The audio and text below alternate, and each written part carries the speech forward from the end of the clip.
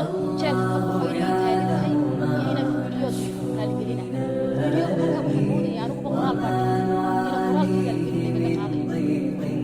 قرال بدي فيديو صور كتبان كذا قرال بعد أنا مرة أنتي أسمي لا قبله هنا الصمين يا مودي لا مصور كذا مش ماشي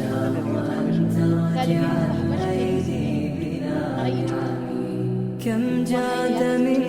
فضله قبل السؤال وكم أعطى وأغنى بمحض الجود والكرم الله يعلم ما نشكو من الألم وما نعاني من ضيق ومن سقم الله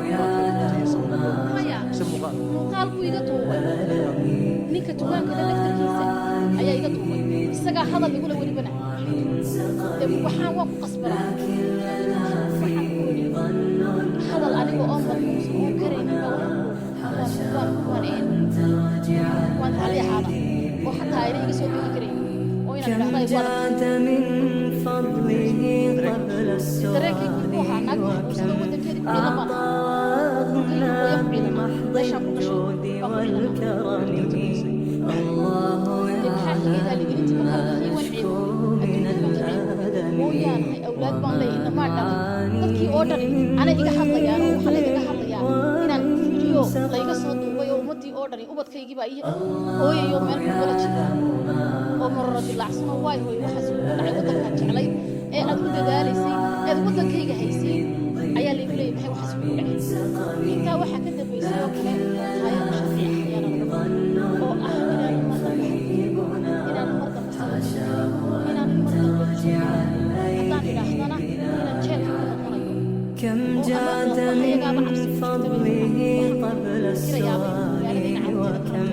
أعطى وأغنى بمحض الجود والكرم الله يعلم ما نشكو من الألم وما نعاني من ضيق waxaan ka codsanayaa aniga nabadgelyadeedu seef maaha hadlaya nabadgelyadeedu haddii imkaan hadasho maadaama oo nootay lagaa qoray miyaanad ka cabsanin marka lagu xidho maxaan uga cabsan waayay waan ka cabsanayaa in la xidho iyo inaan magaalada ka qaxayay kala taagan tahay marka wadankaygan waa wadankaygan ku dhashay wadanna sharci baan ku haystaa oo wadan baan ka imid oo nabadgelyo iyo seef ku haystay kana waan ku dhasho waa kaygii hooyana soo boholyoobay de wadankayga inaan layga eriyada hadii la doonayo de waan ka cararaya hadii de wadankayga nabadgelyo ku helayana dawladda sharafta waxaan ka codsanayaa in wadankayga safe ku noqdon farxad kaga noolaado habeenka caawa dhereg hadaan u dhimano qoladaas waxna gaarsiisay dhereg hadaan u dhimano maxaad ka wadaa